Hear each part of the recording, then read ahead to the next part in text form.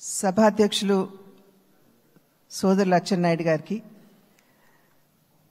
పెద్దలు నారా చంద్రబాబు నాయుడు గారికి, సోదరులు పవన్ కళ్యాణ్ గారికి, వేదిక ముందున్నటువంటి భారతీయ జనతా పార్టీ, తెలుగుదేశం, జనసేన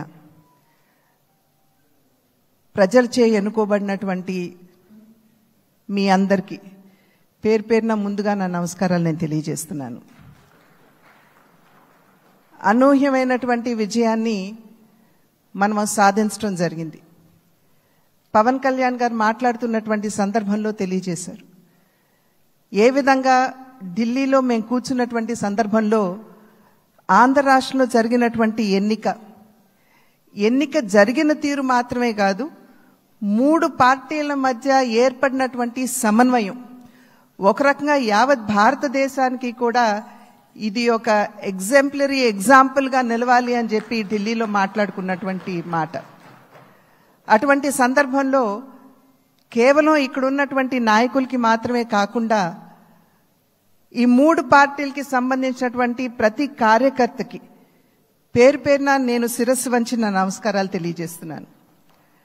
అదేవిధంగా తెలుగు ప్రజలు గడిచిన 5 సంవత్సరాల కాలంలో వారు ఎదుర్కొన్నటువంటి సమస్యలు, ఒక విధ్వంసకర పాలన, విద్వేషపూరిత పాలన, కక్షపూరితమైనటువంటి పాలన ఎదుర్కొన్నటువంటి సందర్భంలో అభివృద్ధి అన్న పదానికి అసలు అర్థం లేకుండా పోయినటువంటి నేపథ్యంలో సంక్షేమం, నిజమైనటువంటి సంక్షేమం అన్నది ప్రజలు దూరమైనటువంటి సందర్భంలో విసిగి వేసారిపోయినటువంటి ప్రజలందరూ కూడా మనం ఊహించలేదు. ఇంతటి ఘనమైన విజయం మనం సాధించగలమని చెప్పి మనం ఊహించలేదు. ఖచ్చితంగా అధికారంలోకి వస్తాము అనేటువంటి భావన ప్రతి ఒక్కరిలో ఉన్నప్పటికీ, ప్రతి నాయకుడికి వచ్చినటువంటి మెజారిటీని ఒక్కసారి మనం చూసినట్లయితే ప్రజలు ఒక కసితోటి ఎట్లాగైనా సరే ఈ యొక్క ప్రజా వ్యతిరేక పాలనకి అంతం పొందించాలి, జగన్మోహన్ రెడ్డి అనేటువంటి ఒక రాక్షసుడు ఎవరైతే పరిపాలిస్తున్నారో ఇంటికి పంపించాలి అనేటువంటి భావన ఏదైతే వారి మనసులో కరుడుగట్టి ఉన్నదో అది వారు బయటికి చెప్పకనే వారు ఓటు మాధ్యమంగా తెలిపినటువంటి నేపథ్యంలో వారందరికీ కూడా, తెలుగు ప్రజలందరికీ కూడా నా ధన్యవాదాలు నేను తెలియజేస్తున్నాను. ఒక పక్క అనూహ్యమైనటువంటి విజయం అని చెప్పి మనం అందరం చాలా సంతోషపడినప్పటికీ, రెండవ పక్కన మనం ఈ విజయం నుండి నేర్చుకోవాల్సినటువంటి పాఠాలు కూడా ఉన్నాయి అని చెప్పి గ్రహించవలసినటువంటి అవసరం ఉన్నది అని చెప్పి గట్టిగా విశ్వసిస్తున్నాను నేను. ఎందుకంటే ఎప్పుడైతే రాష్ట్ర అభివృద్ధిని మనం పట్టించుకోకుండా ప్రజల్ని నిజమైనటువంటి సంక్షేమానికి ఎప్పుడైతే మనం దూరం చేస్తామో, మాకు తెలుసు ఏ విధంగా నిర్ణయం చేయాలి అని చెప్పి ప్రజలు ఈ ఎన్నికల్లో ఓట్ల మాధ్యమంగా వారు మనకి ఒక హెచ్చరిక ఇచ్చారు అని చెప్పి నేనైతే భావిస్తున్నటువంటి నేపథ్యం. కనుక ఈ యొక్క అనూహ్యమైనటువంటి విజయాన్ని, ఈ పరిణామాన్ని మనం గెలిచాము, అధికారంలోకి వచ్చాము అనేటువంటి భావన కన్నా ప్రజాహిత పాలనని, సుపరిపాలనని ఏ విధంగా ప్రజలకు అందించాలి అనేటువంటి విషయం మీద ఖచ్చితంగా మనం అందరం కూడా దృష్టి కేంద్రీకరించవలసినటువంటి ఆవశ్యకత చాలా ఉంది.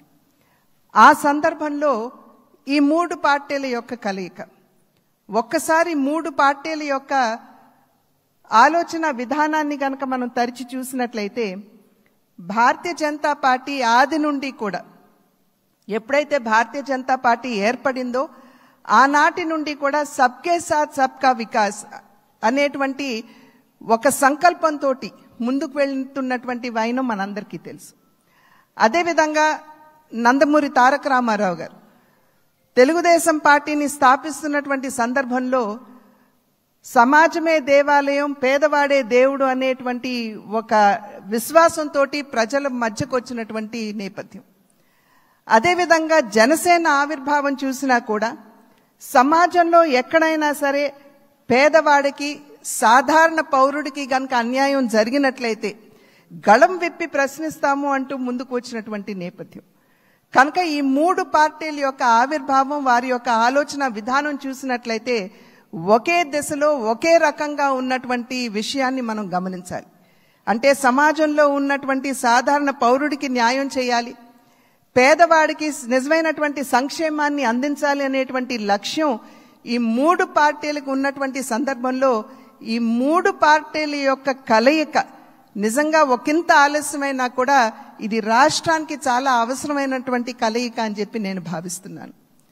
మరి నేను అనేక సందర్భాల్లో చెప్తూ ఉంటాను, ఈ 3 పార్టీల యొక్క కలయిక చూసినప్పుడు ఒక త్రివేణి సంగమాన్ని మనం చూస్తున్నట్టుగా మనం భావించవలసినటువంటి నేపథ్యం. ఒక పక్క చంద్రబాబు నాయుడు గారి స్ఫూర్తి, చంద్రబాబు నాయుడు గారి యుక్తి, రెండవ పక్క నరేంద్ర మోడీ గారి స్ఫూర్తి, అదేవిధంగా పవన్ కళ్యాణ్ గారి శక్తి. ఈ 3 కలయికే ఇవాళ రాష్ట్ర ప్రజల ముందు ఈ యొక్క అలయన్స్ గా కూటమిగా ముందుకొచ్చినటువంటి విషయాన్ని మనం అందరం కూడా గమనించవలసినటువంటి అవసరం చాలా ఉంది. ఇందాక చెప్పినట్లుగా ప్రజా సంక్షేమ పాలనని, సుపరిపాలనని ఏ విధంగా ప్రజలకు అందించాలి అనేటువంటి విషయం మీద దృష్టి పెడుతూ కక్షపూరితంగా ముందుకు వెళ్లకుండా మనం కూడా మన కార్యకర్తలకి తెలియజేస్తూ వారిని కూడా ఒకంత శాంతింపపరుస్తూ, ఎందుకంటే గడిచిన 5 సంవత్సరాల కాలం వారు ఎదుర్కొన్నటువంటి సమస్యలు ఏదైతే ఉన్నాయో, ఇబ్బందులు ఏవైతే ఉన్నాయో వాటి నేపథ్యంలో ఒకంత అత్యుత్సాహం కావచ్చు ముందుకు వచ్చి మరి ఏ విధంగా మనం ముందుకు వెళ్ళాలి అనేటువంటి అంశం మీద దృష్టి సారిస్తున్నటువంటి సందర్భంలో మనం సంయమనాన్ని పాటించడం మాత్రమే కాకుండా మన కార్యకర్తలు కూడా మనం సమయాన్ని పాటించవలసినటువంటి ఆవశ్యకతని వారందరికీ తెలియజేయవలసినటువంటి బాధ్యత మన మీద ఉన్నది అని చెప్పి తెలియజేస్తూ, ఏదైతే ఇప్పుడు సోదరులు పవన్ కళ్యాణ్ గారు మరి ప్రతిపాదించారో చంద్రబాబు నాయుడు గారిని మన నాయకుడిగా ఎన్నుకోవటం, నేను దాన్ని సమర్థిస్తున్నాను అని చెప్పి తెలియజేస్తూ మీ అందరికీ ధన్యవాదాలు తెలియజేస్తూ చంద్రబాబు నాయుడు గారికి మరి ఒక్కసారి నేను శుభాకాంక్షలు తెలియజేస్తున్నాను. నమస్కారం. జై.